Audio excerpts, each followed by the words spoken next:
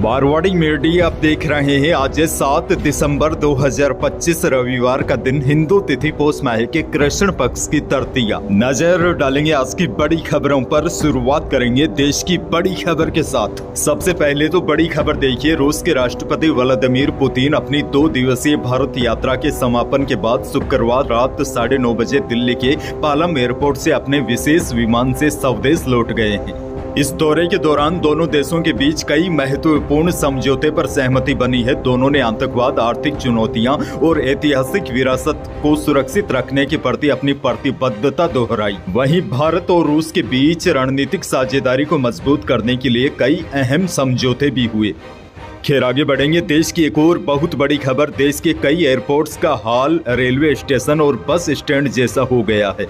दरअसल crew member की कमी का सामना कर रही इंडिगो एयरलाइन की फ्लाइट्स कैंसिल होने से लगातार 5वें दिन लोग परेशान रहे। एयरपोर्ट पर अफरा तफरी मच गई। कई जगह परेशान पैसेंजर्स ने जमकर हंगामा भी किया। फ्लाइट का इंतजार कर रहे लोगों ने जमीन पर रात गुजारी। फ्लाइट कैंसिल होने के चलते बेंगलुरु एयरपोर्ट पर यात्री रोते नजर आए।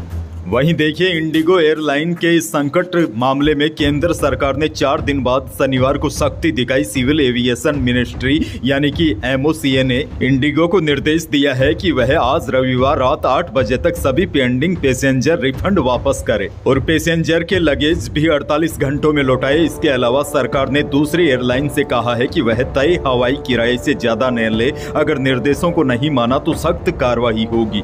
सरकार ने नया नियम बनाया है। अब कोई भी एयरलाइन 500 किलोमीटर की दूरी तक 7500 रुपए, 500 से 1000 किलोमीटर तक 12,000 रुपए से ज्यादा किराया नहीं ले सकेगी। वहीं अधिकतम किराया 18,000 रुपए तय किया गया है। बहरहाल आगे बढ़ेंगे। राजस्थान से बड़ी खबर, पूर्वी राजस्थान नहर परियोजना के नवनेरा, गलवा, बिसलपुर, इसरधा लिंक परियोजना को गति देने के लिए इंदरगढ़, नैनवा और उनियारा तहसीलों के कुल 36 गांवों में लगभग 1005 हेक्टेयर भूमि अवाप्ति की प्रक्रिया शुरू कर दी गई है। सरकार ने संबंधित राजस्व अभिलेखों के आधार पर ग्रामीण क्षेत्रों में अधिग्रहण की सीमाएं तय कर दी है। जल संसाधन विभाग के अनुसार कुल 36 गांव में लगभग 1005 हेक्टेयर भूमि अवाप्ति की प्रक्रिया शुरू कर दी है। यानी कि पूर्वी राजस्थान के किसानों के लिए बड़ी खुशखबरी है, क्योंकि अब जाकर ERCP परियोजना को पंख लगे हैं और ERCP परियोजना तेज गति से आगे बढ़ने लगी है। खैर, आगे बढ़ेंगे। राजस्थान से एक और बहुत बड़ी खबर, निकायों और पंचायत चुनावों की तैयारियों को लेकर मुख्यमंत्री भजनलाल शर्मा लगातार एक्शन मोड में है। पिछले कई दिनों से मुख्यमंत्री आवास पर संगठन की बैठकों का दौर जारी है। कल भी बैठकों का सिलसिला जारी रहा। मुख्यमंत्री जमीनी स्तर का फीडबैक लेने में जुटे हैं। संगठन कैसे काम कर रहा है, सरकार की योजनाओं का जनता को कितना लाभ मिल रहा है, मंत्रियों का कामकाज कैसा है और संगठन के पदाधिकारी सरकार की योजनाओं का प्रचार प्रसार किस तरह से कर रहे हैं। इन सभी बिंदुओं पर सरकार 2 साल के कामकाजों को लेकर जनता के बीच फीडबैक लेने की कवायद में है। आगे बढ़ेंगे। एक और बड़ी खबर देखिए, राजस्थान विधानसभा का बजट सत्र जनवरी के आखिर में बुलाने की तैयारी में है। राज्य का बजट फरवरी में आएगा, हालांकि तारीख बाद में तय की जाएगी। बजट सत्र की शुरुआत राज्यपाल के अभिभाषण के साथ होगी। बड़ी जानकारी यह भी आ रही है, सरकार के सभी विभागों ने बजट सत्र की तैयारियां शुरू कर दी है। कैबिनेट सचिवालय ने सभी विभागों से राज्यपाल के अभिभाषण में शामिल करने के लिए प्रमुख उपलब्धियों और कार्यों का ब्यौरा मांगा है। राजधानी जयपुर से बड़ी खबर, इंडिगो की फ्लाइट्स कैंसिल होने का सिलसिला जयपुर में शनिवार को भी जारी रहा। जयपुर एयरपोर्ट से एयरलाइंस ने शनिवार को आने और जाने वाली 18 फ्लाइट्स कैंसिल कर दी। शनिवार सुबह एयरलाइंस के काउंटर पर पैसेंजर्स ने हंगामा किया। उनका आरोप था कि दिल्ली की फ्लाइट कैंसिल होने से उन्हें जबरन बेंगलुरु भेजा जा रहा है। अच्छा, बड़ी खबर ये भी देखिए, सांसद हनुमान बेनीवाल शनिवार को जोधपुर पहुंचे। एयरपोर्ट पर मीडिया से बातचीत में उन्होंने इंडिगो एयरलाइंस के चल रहे विवाद और कर्मचारियों की हड़ताल पर सरकार को घेरते हुए कहा कि इंडिगो सरकार के लिए सीधा सीधा चैलेंज बन गई है। हनुमान बेनीवाल ने कहा कि सरकार को इस मामले में कड़ी कार्रवाई करनी चाहिए। इंडिगो और अन्य कार्मिकों को समय पर वेतन मिलना चाहिए। नया कानून आने के बाद भी इंडिगो ने उस पर ध्यान नहीं दिया, जिसका खामियाजा यात्रियों को भुगतना पड़ रहा है। वहीं बेनीवाल ने कहा, मुख्यमंत्री भजनलाल को लोग सीरियस नहीं ले रहे हैं। मैंने पहला मुख्यमंत्री देखा जिन्हें यह पता नहीं चल रहा है कि सरकार कौन चला रहा है। बेनीवाल बोले, बीजेपी और कांग्रेस राजस्थान में एक ही जैसी है। मुख्यमंत्री से जुड़े लोग राज्य को लूटने में लगे लगे हुए हैं। बेनीवाल ने यह बात शनिवार को जोधपुर एयरपोर्ट पर मीडिया से कही। हनुमान बेनीवाल ने कहा, प्रदेश में कानून व्यवस्था की स्थिति खराब है। खुद मुख्यमंत्री को 5 बार धमकी मिल चुकी है।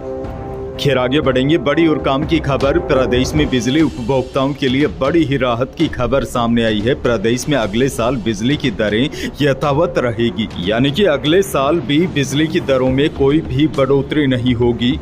वित्तीय वर्ष 2026 और 27 के लिए दायर ARR में डिस्कॉम ने उपभोक्ताओं का खास ध्यान रखा है। इस बार बिजली दरों में बढ़ोतरी का कोई भी प्रस्ताव नहीं है। हालांकि बिजली की नई दरों पर RERC का फैसला अंतिम होगा, लेकिन फिलहाल राहत वाली खबर यह है, इस बार बिजली दरों में बढ़ोतरी का कोई भी प्रस्ताव नहीं है।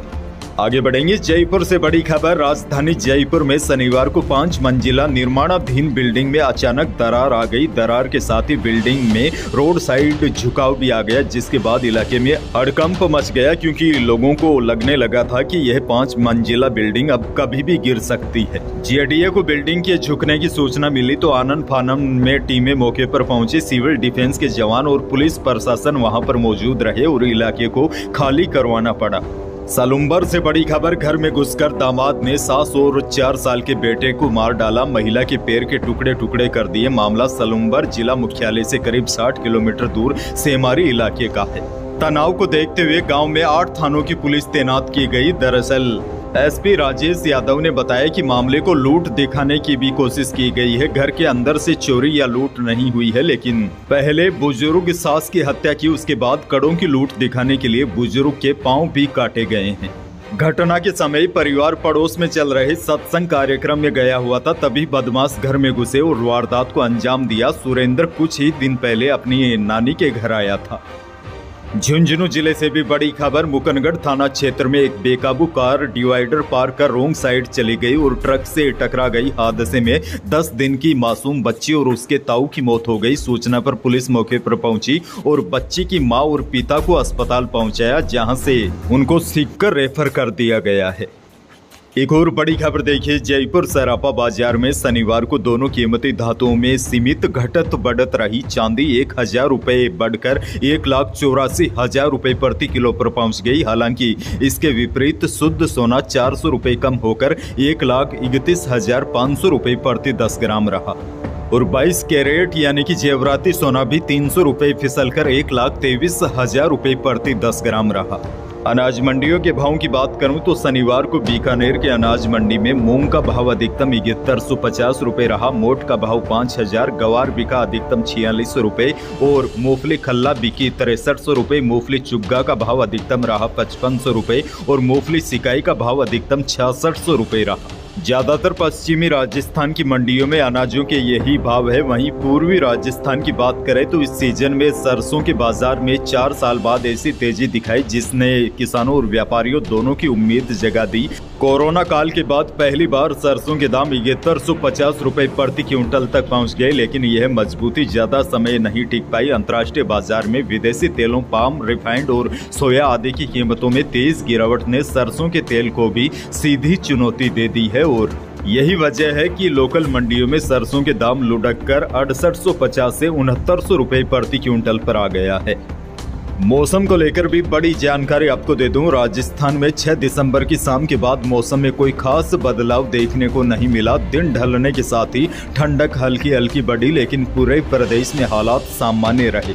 हालांकि बड़ी जानकारी आपको दे दूं, मौसम विभाग के अनुसार एक नया कमजोर पश्चिमी विक्षोभ उत्तर भारत के ऊपरी हिस्सों से गुजर रहा है, जिसका आंशिक असर राजस्थान के भी कुछ इलाकों में दिखाई दे सकता है। बादल छा सकते हैं, लेकिन बारिश की संभावना काफी कम दिखाई दे रही है। यानी कि यह पश्चिमी विक्षोभ काफी कमजोर है, लेकिन इसके चलते रात के तापमान में 2 से 3 डिग्री तक बढ़ोतरी देखी जा सकती है। शेखावाटी में पिछले दिनों चल रही शीतलहर से लोगों को रात में राहत मिल सकती है और आज रविवार को भी मौसम ऐसा ही बना रहेगा। कुछ स्थानों पर बादल तो अधिकांश हिस्सों का मौसम साफ बना रहेगा। अंत में खेल जगत से जुड़ी बड़ी खबर, भारत ने साउथ अफ्रीका को तीसरे वनडे में 9 विकेट से हरा दिया। विशाखापट्टनम में टीम इंडिया ने टॉस जीतकर पहले बॉलिंग चुनी। साउथ अफ्रीका 270 रन ही बना सका और भारत ने 40 ओवरों में ही महज 1 विकेट खोकर यह टारगेट हासिल कर लिया। विराट कोहली ने लुंगी एनगिडी की बॉल पर लगातार 2 चौके मारकर टीम इंडिया को जीत दिला दी। तो यही थी प्रदेश और देश की आज की कुछ बड़ी और महत्वपूर्ण खबरें। वीडियो को लाइक करना बिल्कुल न भूलिए और चैनल पर नए हैं तो सब्सक्राइब जरूर कीजिए ताकि आप अपडेट रहे बड़ी और काम की खबरों से। धन्यवाद।